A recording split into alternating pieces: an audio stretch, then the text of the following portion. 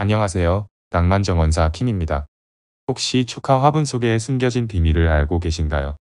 개업, 입주, 취임식에서 받는 대형 화분들, 보기엔 멋져도 잘못 관리하면 식물에 치명적일 수 있습니다. 오늘 영상에서는 이 화분 속 숨겨진 비밀을 파헤치고 식물을 더욱 생기 있게 키우는 관리 비법을 자세히 알려드리겠습니다.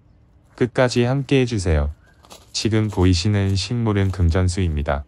금전수는 생명력이 강한 식물로 빛이 적은 환경에서도 잘 자라며 물은 흙이 완전히 마른 후에 주어야 과습을 예방할 수 있습니다.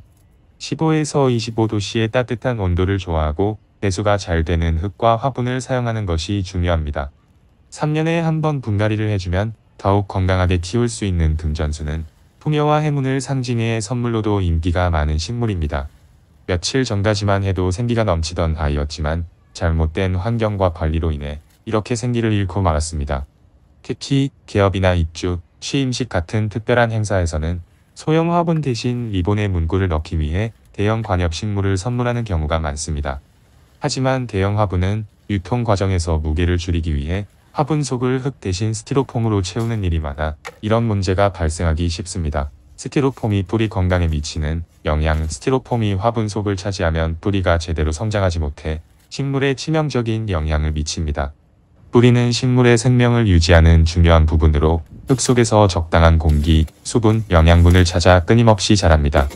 성장하는 동안 뿌리는 여러 갈래로 뻗어나가며 뿌리털을 만들어냅니다.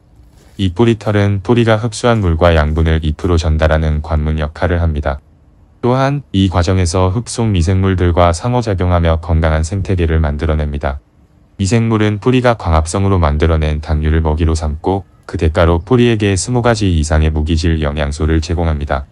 쉽게 말해 뿌리와 미생물은 서로 의존하며 살아가는 공생관계입니다.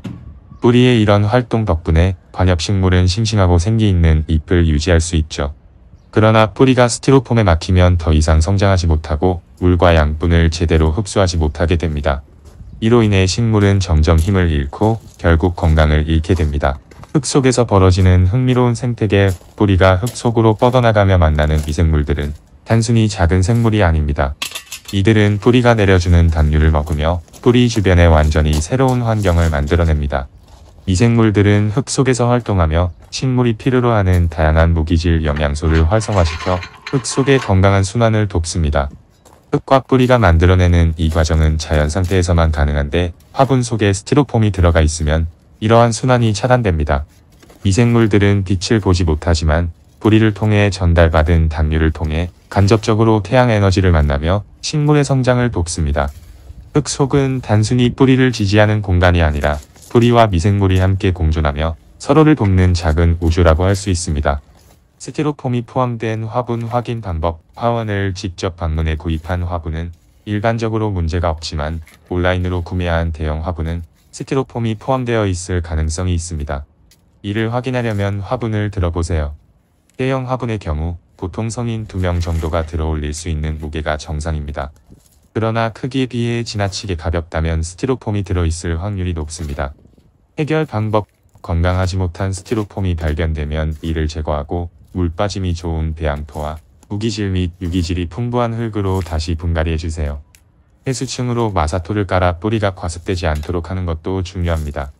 또한 최소 3년마다 한 번 분갈이를 해주는 것이 좋습니다. 분갈이 시기를 놓쳤다면 액체 비료를 섞어 물을 주어 뿌리의 생기를 유지할 수 있습니다. 액비가 없다면 쌀 씻은 물이나 요거트를 희석해 물을 주는 것도 미생물 활성화에 도움을 줄 수 있습니다. 쌀 씻은 물은 탄수화물과 미량 영양소를, 요거트는 젖산균을 제공해 흙 속 미생물의 활동을 촉진하고 뿌리 주변 환경을 건강하게 유지하는 데 효과적입니다.